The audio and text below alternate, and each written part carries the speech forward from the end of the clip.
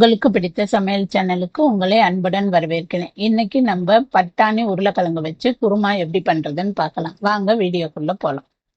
இப்ப நம்ம உருளைக்கிழங்கு பட்டாணி குருமா வைக்கிறதுக்கு நான் பட்டாணி ஊற வச்சுக்கிறேன். இது காஞ்ச பட்டாணி தான். இதை நைட்டே நான் நல்லா இந்த மாதிரி கழுவி தண்ணி ஊற்றி ஊற வச்சிருக்கேன். நைட்டு ஊற வச்சு நல்லா ஊறி இருக்கு பாருங்க. இப்ப இதை நம்ம குக்கர்ல வேக வச்சுக்கலாம். குக்கர்ல நல்லா ஒரு 3 ஸ்டீம் விட்டு வேக வச்சுக்கலாம். இது எல்லாத்தையும் சேர்த்துக்கோங்க குக்கர்ல. இப்ப இது முழுகிற அளவு தண்ணி வச்சு வேக விட்டுருவோம்.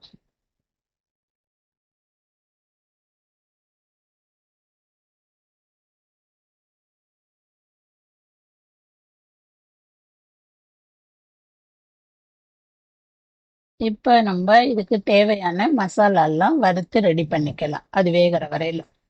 இப்ப ஒரு பேன் வச்சு அதுல ஒரு ஸ்பூன் எண்ணெய் ஊத்திக்கோங்க. அதுல ஒரு 2 ஏலக்காய், ஒரு சின்ன பட்டை, ஒரு மராத்தி மொக்கு, 4 கிராம்பு இதெல்லாம் இதுல சேர்த்துடுங்க.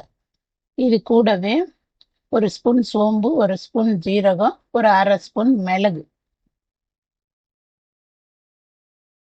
இது எல்லாத்தையும் போட்டு நல்லா லேசா அப்படி வறுத்துக்கலாம். கொஞ்சம் லைட்டா பொரியிற அளவு வறுத்துக்காங்க. அப்ப அந்த இது நல்லா இருக்கும்.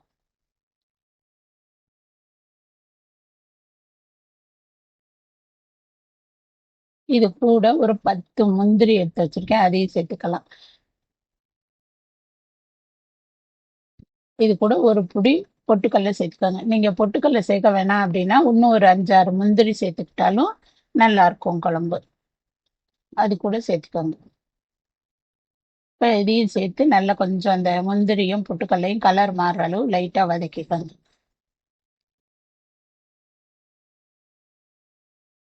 இப்போ ஒரு ஸ்பூன் இஞ்சி கட் பண்ணி வச்சிருக்கேன், ஒரு ஸ்பூனும் ஒரு ஸ்பூன் அளவுக்கு பூண்டும் இதுல சேர்த்து இப்போ வதக்கிக்கலாம்.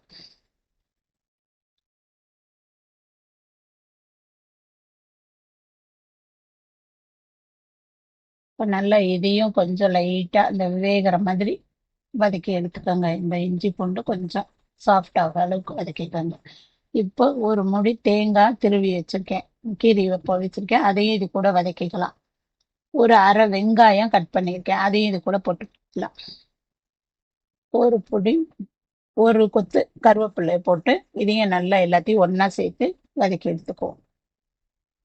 இது ரொம்ப வதக்க தேவையில்லை, வெங்காயம் லைட்டா அப்படி வதக்குனா போதும். இப்ப இதை எல்லாத்தையும் எடுத்து நம்ம ஆற வச்சுக்கலாம். ஆற வச்சு அரைச்சு எடுத்துப்போம் நைஸா. இப்போ இன்னொரு கடாய் வச்சுட்டு அதுல ஒரு 3 ஸ்பூன் எண்ணெய் சேர்த்துக்கோங்க. எண்ணெய் கூட வேணும் அப்படின்னா இன்னும் கொஞ்சம் கூட கூட சேர்த்துக்கோங்க. எண்ணெய் நீங்க சேர்த்துக்கிற ஒரு சிலர் கம்மியா சேர்த்துப்பாங்க, அதுக்கு தகுந்த மாதிரி பார்த்து நீங்க சேர்த்துக்கோங்க. இப்ப அதுல ஒரு ஸ்பூன் சோம்பு, ஒரு பிரிஞ்சி இலை, ஒரு சின்ன துண்டு பட்டை, இது 3ம் போட்டு தாளிச்சுக்கோங்க. இது நல்லா கொஞ்சம் பொரியட்டும்.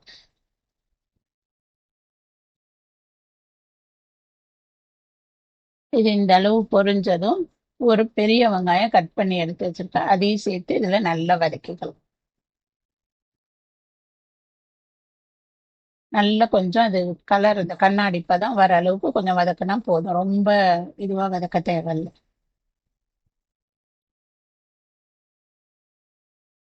இப்ப இது கூடவே 2 தக்காளி, ஒரு 100 கிராம் தக்காளி சேர்த்துக்கோங்க.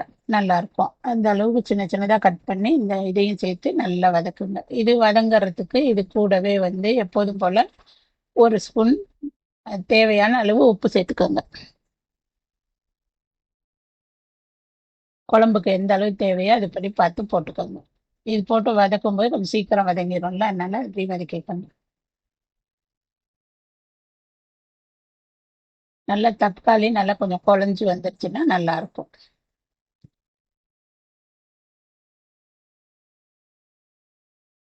இப்ப இந்த அளவு வதங்கின அப்புறம் நம்ம இதுக்கு தேவையான மசாலா எல்லாம் நம்ம சேர்த்துப்போம். இப்ப இதுல ஒரு ஸ்பூன் கரம் மசாலா, ஒரு ஸ்பூன் காஷ்மீரி மிளகாத்தூள் கலருக்கு, ஒரு அரை ஸ்பூன் மஞ்சத்தூள் சேர்த்திருக்கேன். இது கூட இதுக்கு குழம்புக்கு தேவையான குழம்பு மிளகாத்தூள் ஒரு 3 ஸ்பூன் நான் சேர்த்திருக்கேன். காரம் உங்களுக்கு தகுந்த மாதிரி பார்த்து சேர்த்துக்கோங்க. இது கொஞ்சம் நல்ல காரமாவே இருக்கும், அதுக்கு தகுந்த மாதிரி நான் போட்டிருக்கேன். இப்ப நம்ம அரைச்சி எடுத்து வச்சிருக்கோம் பாருங்க, இது நல்ல பேஸ்டா அரைச்சி எடுத்துக்கோங்க, அப்பதான் குழம்பு நல்லா இருக்கும். இப்ப அதை இதுல சேர்த்து எல்லாத்தையும் ஒண்ணா வதக்கிக்கணும். இப்ப தண்ணி ஊத்த வேண்டாம், அதை மட்டும் எடுத்து போட்டு நல்லா வதக்கிக்கோங்க. அதுக்கப்புறம் நம்ம தண்ணி சேர்த்துக்கலாம். இப்ப இந்த மிளகாத்தூளோட இந்த தேங்காய் இதையும் போட்டு நல்லா வதக்கும் போது அந்த எண்ணெய் எல்லாம் பிரிஞ்சு வர அளவு வதக்குனாதான் நல்லா இருக்கும் டேஸ்ட். கொஞ்சம் சிம்மில் வச்சுட்டு அடி ஒட்டாத மாதிரி நல்லா கொஞ்சம் வதக்கிக்கோங்க. இது நல்லா வதங்கி வரும்போது தான் குழம்பு வந்து நல்ல டேஸ்டா இருக்கும்.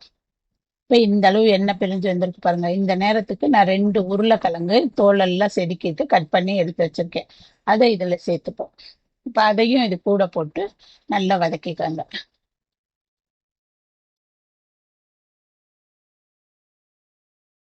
இப்போ இந்த மிக்ஸி ஜாரை கழுவி கொஞ்சம் அந்த தண்ணியை சேர்த்துக்கோங்க. இது கூடவே குழம்புக்கு தேவையான நல்ல ஒரு 1.5 டம்ளர் தண்ணி சேர்த்துக்கோங்க. அப்பதான் அந்த பட்டாணி உருளைக்கிழங்கு எல்லாம் கொதிச்சு அந்த வெந்து வர்றதுக்கு அந்த குழம்பு சரியா இருக்கும். அதுக்கு தகுந்த மாதிரி நீங்க தண்ணி சேர்த்துப்பாங்க. இந்த குருமா வந்து சப்பாத்தியோட, தோசையோட, இடியாப்பத்தோட எது கூட சாப்பிட்டாலும் நல்லா இருக்கும்.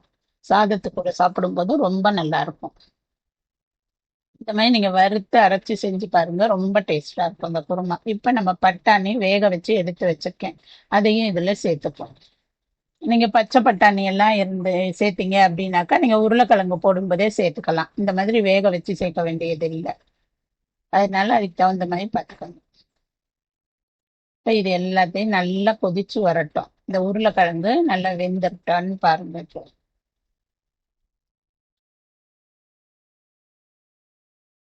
உருளைக்கிழங்கு வெந்துட்டா பார்த்துட்டு இந்த நேரத்துக்கு உப்பு காரம் பார்த்துக்கிட்டு நீங்க கொஞ்சம் சேர்த்துக்கோங்க. அப்பதான் இந்த நேரம் சேர்த்தாதான் சரியா இருக்கும். இப்ப நல்லா குழம்பு வந்து கொதிச்சு நல்லா திக்காயிடுச்சு பாருங்க. இப்ப இந்த நேரம் இதுல வந்து நம்ம புதினா, கொஞ்சம் கொத்தமல்லி, கொஞ்சம் கருவேப்பிலை எல்லாத்தையும் கொஞ்சம் சேர்த்துக்கலாம். அப்ப நல்ல வாசத்தோட நல்லா இருக்கும் கடைசியா சேர்க்கும் போது.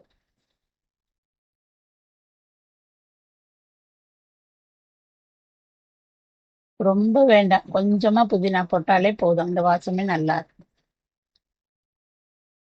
இப்ப நம்மளுக்கு பட்டாணி உருளைக்கிழங்கு குருமா ரெடி ஆயிடுச்சு பாருங்க. இந்த அளவு திக்கு இருந்தா சரியா இருக்கும் நமக்கு. ஆறுனது இன்னும் கொஞ்சம் திக்காயிடும். இந்த குருமாவை நீங்களும் வீட்டுல செஞ்சு பார்த்துட்டு எப்படி இருக்குன்னு கமெண்ட் பண்ணுங்க, லைக் பண்ணுங்க, ஷேர் பண்ணுங்க, மறக்காம சப்ஸ்கிரைப் பண்ணுங்க. நன்றி.